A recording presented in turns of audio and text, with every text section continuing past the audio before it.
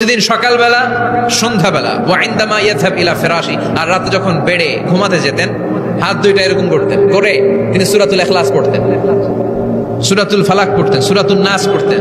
এই তিনটা সূরা পড়তেন। এই তিনটা সূরাকে একসাথে বলে তিন কুল। কি বলে? কুল আস-সালাসা। কারণ এই তিনটা সূরা শুরুতে কুল আছে না নাই? তিন কুল পড়ে বিশ্বনবী হাতের মধ্যে ফু দিতেন। ফু দিয়ে মাথা থেকে শুরু করে মুছতে মুছতে মুছতে মুছতে পা পর্যন্ত মুছতেন, হাত মুছতেন, সারা দেহের যতটুকু সম্ভব বিশ্বনবী সারা দেহের মধ্যে এই তিন কুল পড়া হাত দুইটা দিয়ে সারা দেহের মধ্যে বিশ্বনবী হাত বুলিয়ে দিতেন, মেসেজ করে দিতেন সুবহানাল্লাহ। সকালে সন্ধ্যায় আর রাতের বেলা বিছানায় গেলে। এটা protection from all the bad আইস। যত হিংসুক চক্ষু আছে, যত ভূত পেতনি আর শয়তানের অনিষ্ট আছে, সব থেকে আপনাকে রক্ষা করবে কে? এজন্য প্রতিদিন এগুলো পড়বেন। কি কি পড়বেন? এরকম হাত দুইটা মিলায়া সূরা ইখলাস, সূরা ফালাক, সূরা নাস, তিনটার বলে একসাথে তিন কুল। কি বলে? আজকে থেকে এটার আমল করা যাবে। মা আয়েশা যখন অসুস্থ হতেন বিশ্বনবীর কাছে যে বললেই বিশ্বনবী বলতেন, আয়েশা হাত দুইটার একসাথে করো, সূরা ফালাক পড়ো, ইখলাস পড়ো, নাস পড়ো, ফু দাও আর সারা দেহে মেসেজ করো। সুবহানাল্লাহ পড়েন। বিশ্বনবী একবার সেজদায় আছেন। কিসে আছেন? চিল্লা এখন। সেজদা অবস্থায় লাদাগাতহু আকরাব, একটা বিচ্ছু পোকা এসে বিশ্বনবীর হাতের মধ্যে কামড় দিয়েছে। বিচ্ছু কামড় দিলে খুব আরাম লাগে না? হ্যাঁ, বিষাক্ত, পয়জনাস, ভেনামাস।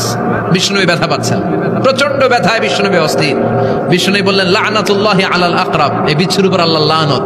এটা মুসল্লিও চিনে না, নবীও চিনে না, কোন জায়গায় কামড় দিতে হবে এটাও জানে না, কিন্তু কামড় দিয়েছে, ব্যথায় কাতরাচ্ছে। বিষ্ণুনবী বললেন লবণের পানি গরম দাও, আঙ্গুলের উপরে ঢালো। লবণের পানি গরম দিয়ে আঙ্গুলের উপরে ঢালতে শুরু করে দিল। বিশ্বনবী পড়তে আরম্ভ করলো কুল হুয়াল্লাহু আহাদ আল্লাহুস সামাদ লাম ইয়ালিদ ওয়া লাম ইউলাদ ওয়া লাম ইয়াকুল লাহু কুফুয়ান আহাদ। পড়েন সুবহানাল্লাহ।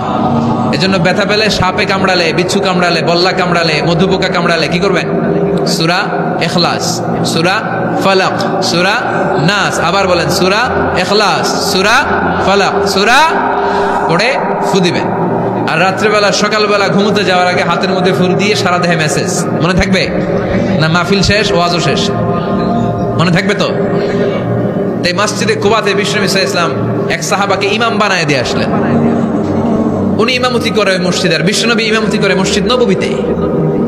মসজিদে কুবার যে ইমাম, তিনি প্রতি রাকাতে জাহারি কেরাতে, মানে মাগরিব, এশার, ফজরের সালাতে প্রত্যেক রাকাতে সূরা ফাতিহার পরেই এই সূরা ইখলাস পড়ে। শুনতেছেন? প্রত্যেক রাকাতে সূরা ফাতিহার পরে কি পড়ে?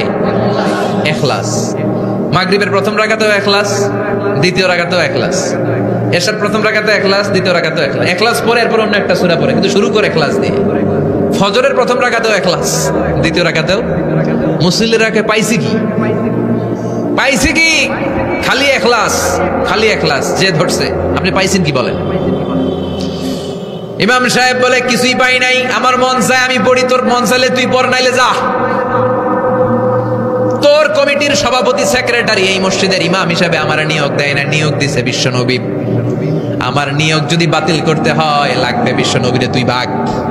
তোমার মনে চাইলে পড়ো, নাইলে অন্য মসজিদে পড়ো, যাও মিয়া।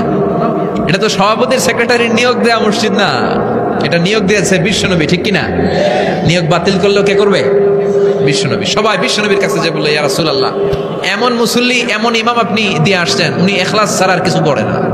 বিশ্বনবী বললেন তাই নাকি? এমন করে কেন? ডেকে আনা হলো। বিশ্বনবী বললেন, ওরে সাহাবী, ঘটনা কি হাসা? কয় হাসা। প্রতি রাকাতে সূরা ইখলাস পড়ো, তোমার কি কোরআন থেকে অন্য কোন সূরা মুখস্থ নাই? সাহাবী বলে, নবী, সব মুখস্থ আছে, কিন্তু এই সূরাটা আমার পড়তে ভালো লাগে, কারণ ফিহি সিফাতুর রহমান, এই সূরার ভেতরে আমার আল্লাহর পরিচয় আছে গো নবী। আমার আল্লাহর পরিচয়টা খুব সুন্দর করে দেয়া, আমার রবের কথা এই সূরার পরতে পরতে পাওয়া যায়, এজন্য এই সূরাটা পড়তে আমি বড্ড ভালোবাসি। বিশ্বনবী বললেন, ইমামতি যাবে না, তোরটা পার্মানেন্ট হয়েছে। আল্লাহু আকবার। তোর ইমামতি পার্মানেন্ট করে দিলাম, যেমনে পড়াইতি এমনিই পড়াবি। প্রতি রাকাতে এই সূরাতুল ইখলাস তুমি পড়ো, সমস্যা নাই।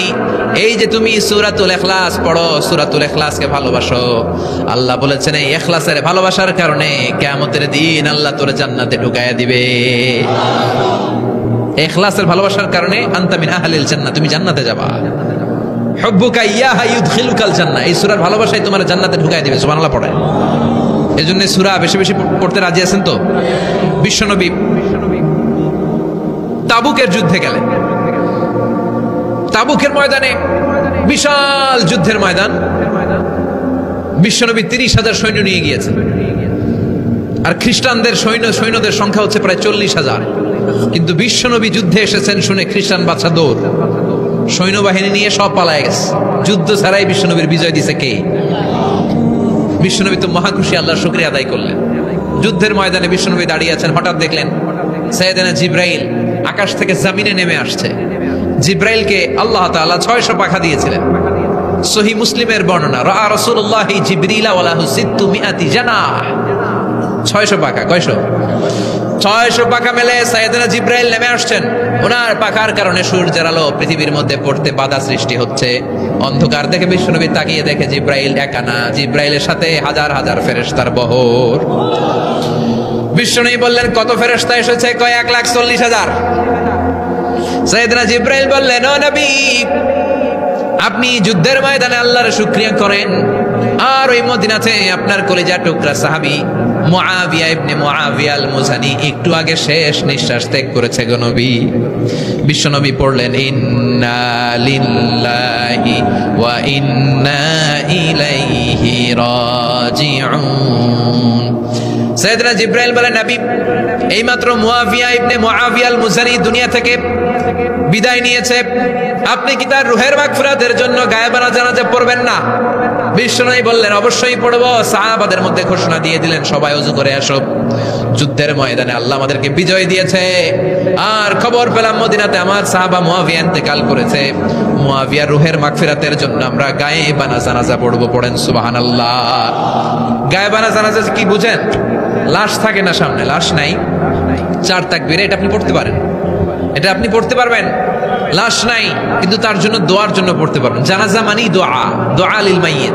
4টা তাকবীর আপনি অনেক দোয়া করছেন এই মরা লাশের জন্য, এটা তো অর্থ তো বোঝে না, এই জন্য জানাজার পরে আবার হাত তুলে দোয়া করা লাগে আমাদের, কারণ কি দোয়া করছে এটা বুঝি নাই। বুঝলে কিন্তু আর লাগতো না, ঠিক কিনা? বিশ্বনবী সাহাবাদের নিয়ে দাঁড়ালেন, লম্বা লম্বা কাতার হলো। সাহাবীদের কাতারের শেষে সাইয়েদনা জিব্রাইল 1,40,000 ফেরেশতাদেরকে নিয়ে জানাজায় শরীক হলেন। বিশ্বনবী 4 তাকবীর দিয়ে জানাজা পড়লেন, আল্লাহু আকবার, আল্লাহু আকবার, আল্লাহু আকবার, আল্লাহু আকবার। 4টা তাকবীরের মধ্য দিয়ে জানাজা শেষ করলেন। বিশ্বনবী তাকিয়ে দেখে সাহাবাদের পেছনে 1,40,000 ফেরেশতা দাঁড়িয়ে জানাজায় শরীক হয়েছে। বিশ্বনবী বললেন, জিব্রাইল, কোনদিন তো এত ফেরেশতা নিয়ে কারো জানাজায় শরীক হতে দেখি নাই। ঘটনা কি? কি এমন আমল ছিল আমার মুআবিয়ার যে আমলের কারণে মুআবিয়ার নামটা আল্লাহর আরশে চলে গিয়েছে? 1,40,000 ফেরেশতার বহর নিয়ে তুমি জানাজায় শরীক হয়েছো। কি এমন গোপন আমল ছিল আমার মুআবিয়ার, আমারে বলো। সাইয়েদনা জিব্রাইল বললেন, নবী, আপনার মুআবিয়া বিশেষ একটা আমল করত। বিশ্বনবী বললেন, কি সেটা? সাইয়েদনা জিব্রাইল বলে, আপনার এই সাহাবী কাইমান আও কাঈদান, জালিসান আও মাশিয়ান, উঠতে বসতে চলতে ফিরতে সব সময় আপনার এই সাহাবী পড়তে থাকতো, কুল হুয়াল্লাহু আহাদ, আল্লাহুস সামাদ, লাম ইয়ালিদ ওয়া লাম ইউলাদ ওয়া লাম ইয়াকুল লাহু কুফুয়ান আহাদ। পড়েন সুবহানাল্লাহ।